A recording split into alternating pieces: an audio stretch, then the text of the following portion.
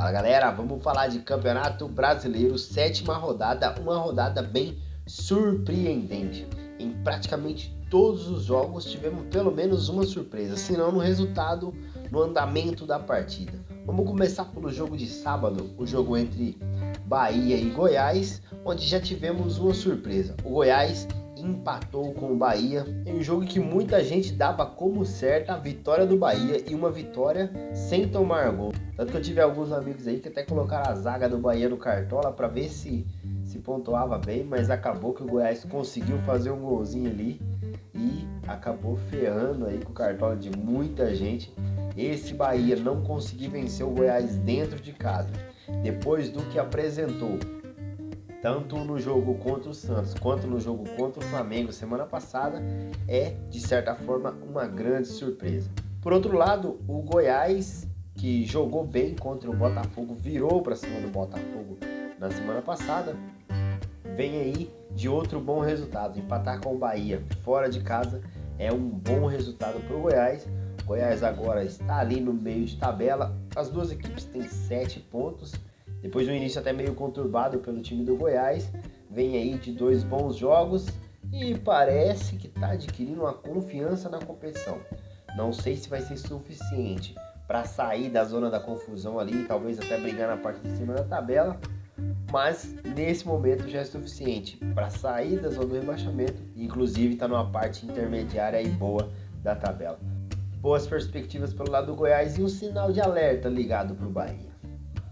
No segundo jogo, o jogo de sabadão, o clássico carioca, Botafogo e Fluminense, tivemos uma outra surpresa. O Botafogo venceu por 1-0, mas essa não foi a surpresa. A surpresa foi que esse time do Fluminense jogou muito abaixo das expectativas. A tendência era de que sairia gols para os dois lados. Não saiu. Foi um jogo, de certa forma, muito mais brigado do que de grandes táticas. O Fluminense ficou com a bola, o Botafogo explorou muito os contra-ataques, o Botafogo abdicou do jogo, fez o que lhe podia, fez o que lhe cabia. Não achei uma estratégia interessante dar a bola para um time que gosta tanto da bola assim como o Fluminense, mas não sei se por conta do jogo contra o Flamengo no meio de semana não parecia um Fluminense tão confiante assim, não parecia um Fluminense que estava na ponta dos cascos, por assim dizer. E o Botafogo ganhou o jogo, continua na liderança do campeonato. Agora deu uma disparada do Palmeiras, que empatou, a gente vai falar disso já já. E o Botafogo que está vindo muito bem aí na competição. O Fluminense que acaba tendo uma derrota dentro de um clássico, tudo normal, mas são 2 jogos agora em sequência contra 2 rivais diretos, 2 rivais de região que o Fluminense não joga tão bem, não joga a nível de Fluminense. E a pior coisa para o Fluminense é que teve mais um jogador machucado. No meio de semana tivemos o Marcelo e nesse final de semana agora o Felipe Melo acabou saindo machucado. O time do Fluminense, que é um time muito bom, mas tem muitos jogadores com idade avançada, então não sei se com o decorrer das 3 competições o Fluminense vai conseguir manter a pegada, manter o nível que já teve nessa temporada, por conta da idade avançada desses jogadores e da maratona seguida de jogos que rapidamente a gente tem no calendário brasileiro. Infelizmente é uma realidade, a gente não consegue mudar isso e pro Fluminense vai ter que ver se consegue administrar o elenco o suficiente para pelo menos brigar em uma das competições que ele vai disputar, com certeza. Vamos falar do São Paulo e Vasco. E outro jogo que é a cara da rodada, outro jogo surpreendente. São Paulo e Vasco parecia que poderia ser um jogo muito truncado, um jogo muito brigado, decidido nos detalhes, um 0-0, 1-0, um 2-0 assim para o time que conseguisse achar as brechas, mas na verdade foi um 4-2 recheado de reviravoltas. O São Paulo começou muito bem, fez logo 2 gols com extrema rapidez no primeiro tempo, mas ainda no primeiro tempo tivemos um Vasco que reagiu. A gente vai para o intervalo com 2-1, o São Paulo jogando bem, o Vasco tentando na medida do possível, um Morumbi lotadíssimo, confiante no trabalho do Dorival Júnior e tem motivos para isso, mas viu o Vasco chegar ao empate no começo da segunda etapa. Enquanto parecia que o jogo iria terminar 2-2, São Paulo teve alguns bons lances de ataque, mas somente aos 43 São Paulo faz o 3-2 e depois faz o 4-2. Um jogo muito louco para quem assistiu, seja de casa, seja na TV. Foi um jogo emocionante e um jogo, novamente, surpreendente. São Paulo agora começa a ir melhor no campeonato e o Vasco, por sua vez, está degringolando. O Vasco começou muito bem a competição, mas vem tendo resultados aí e até futebol apresentado que não estão satisfazendo. O RB Bragantino recebeu o Atlético Paranaense e o nome da rodada: surpreendente. Porque venceu o Atlético Paranaense por 2-0, até com uma certa autoridade para cima desse Atlético Paranaense. E um Atlético Paranaense que não é qualquer coisa. O Atlético Paranaense vinha de 2 ótimas vitórias. Uma pelo Brasileirão contra o Curitiba de virada por 3-2. A outra contra o Botafogo pela Copa do Brasil em outro jogaço também por 3-2. Então não foi qualquer coisa isso que o RB Bragantino fez. O RB Bragantino, que teve um ótimo empate contra o Palmeiras na outra rodada, agora consegue vencer um outro gigante, um outro grande do futebol brasileiro. Venceu o Atlético Paranaense por 2-0. Tá subindo na tabela, ainda tem muito que evoluir o Bragantino. E para o Atlético Paranaense agora um pouquinho de desconfiança, a equipe que estava vindo embalada aí de grandes vitórias, um pouquinho de desconfiança e que não é nada bom, principalmente agora que vai enfrentar o Atlético Mineiro fora de casa pela Libertadores. Mas, pelo nível de competitividade que esse Furacão está mantendo, talvez essa derrota não seja nada que vá atrapalhar o Atlético Paranaense nessa caminhada.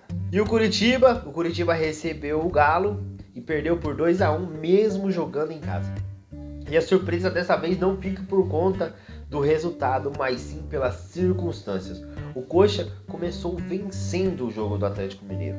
E por um momento ali até jogava melhor do que o Galo. O Atlético foi retomando e tomando conta da partida aos poucos. Lógico, jogava fora de casa, apoio da torcida e tudo mais.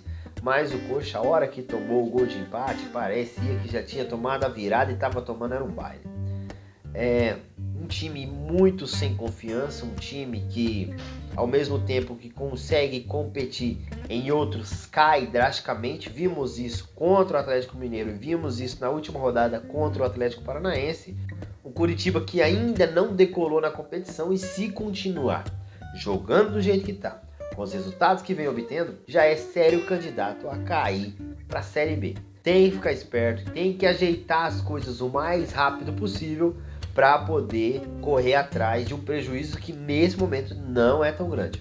Para o Galo, mais uma vitória que dá confiança e agora é correr atrás, porque na Libertadores precisa vencer os 3 jogos que tem e vai ter um jogão gigantesco contra o Atlético Paranaense, como eu já disse falando da análise do Furacão, um jogão gigantesco dentro de casa nesse meio de semana. Para seguir a pegada dos resultados surpreendentes, tivemos o América Mineiro vencendo o Fortaleza na casa do América.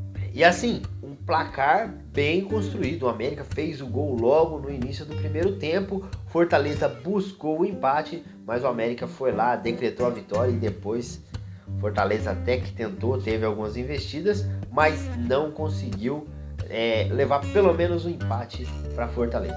Derrota, um América que está ganhando corpo depois da vitória no meio de semana em cima do Inter, a improvável vitória em cima do Inter com um time praticamente reserva. Venceu, lógico, com 2 gols de pênalti ali, mas jogou mais do que o Inter.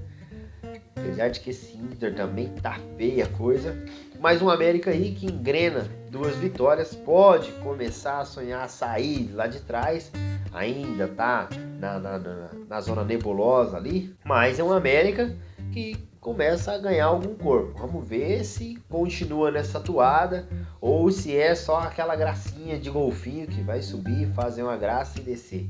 Por enquanto, uma América com boa perspectiva. O Fortaleza, que de uns 15, 20 dias para cá, uns 3, 4, 5 jogos, parece que meio que se perdeu.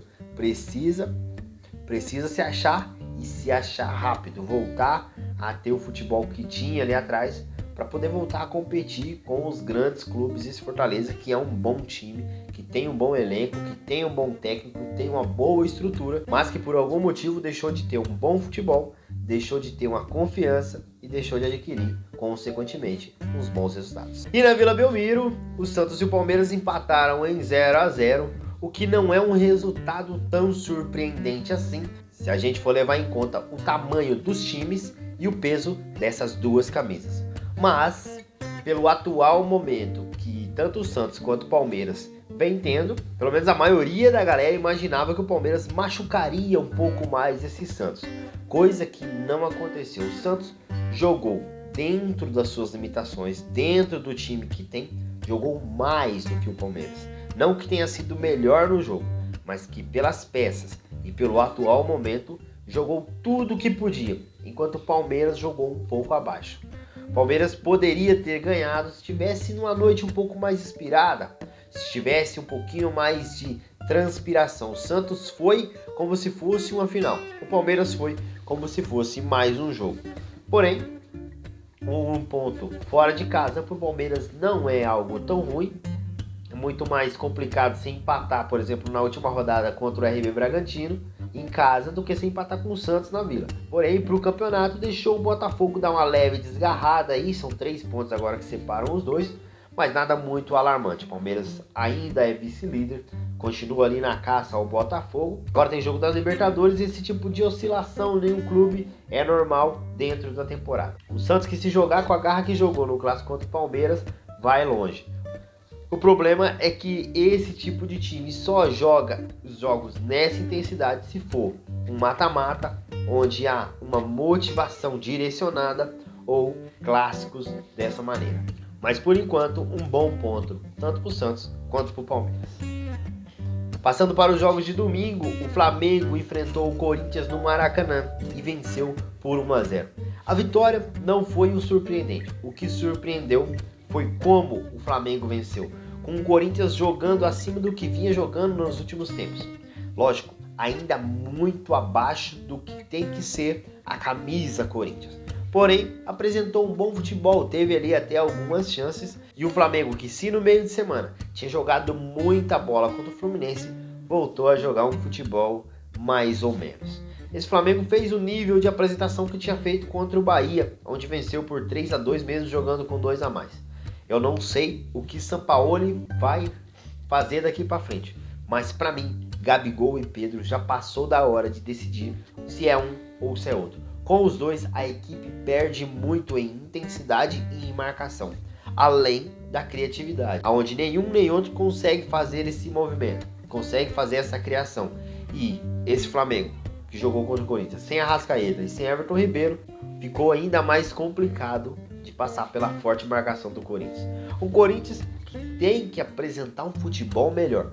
Com esse futebol, vai brigar lá embaixo. Não adianta vocês falar que fez um futebol suficiente para o Corinthians jogar para o meio de tabela. Não fez, porque o Corinthians tem muito que crescer. Esse time do Flamengo que jogou contra o Corinthians não é lá grande coisa. Se fosse o Flamengo que se apresentou contra o Fluminense, o Corinthians tinha tomado uns 4-5-0. É que o Flamengo jogou no nível muito abaixo. Então, não é isso tudo. O Corinthians tem muito que crescer. O Corinthians precisa de mais crescer. E como eu já disse na outra análise, se eu sou torcedor do Corinthians, eu torço para sair da Libertadores e da Copa do Brasil para focar somente no brasileiro. Nesse momento, tá na zona de rebaixamento.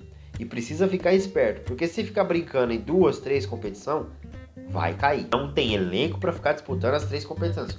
Ou melhor, não tem um time bem formado. Se tivesse um time com estrutura legal, com esse elenco daria para disputar pelo menos umas 2, bem disputado, sem correr risco de cair para a Série B. Mas no atual momento do Corinthians, tem que torcer para sair de tudo, que senão vai pagar o pato no final do ano. E no outro clássico da rodada, o último do domingo, o Grêmio enfrentou o Inter em casa e o placar foi surpresa, 3-1 para o Grêmio.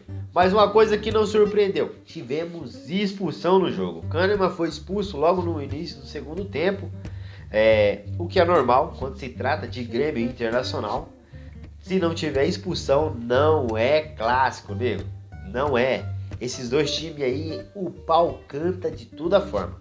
E por falar em pau cantar, o Inter tá apanhando de tudo quanto é jeito e de tudo quanto é time.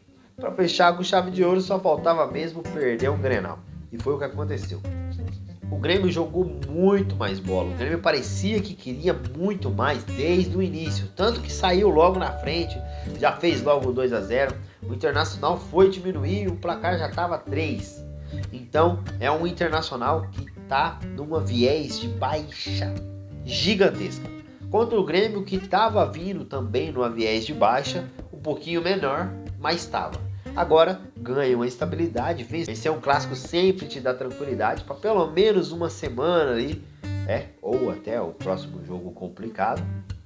No caso do Grêmio, agora o Renato Gaúcho tem um gás a mais aí para a semana, enquanto o Inter, depois de tomar mais uma porrada, agora vai para a Libertadores ver se consegue vencer, continuar bem, na Libertadores está vindo bem, para poder retomar os caminhos da vitória e trazer a boa fase da Libertadores para o Brasileirão. Ou, quem sabe acontece o inverso e leva a má fase do Brasileirão para a Libertadores.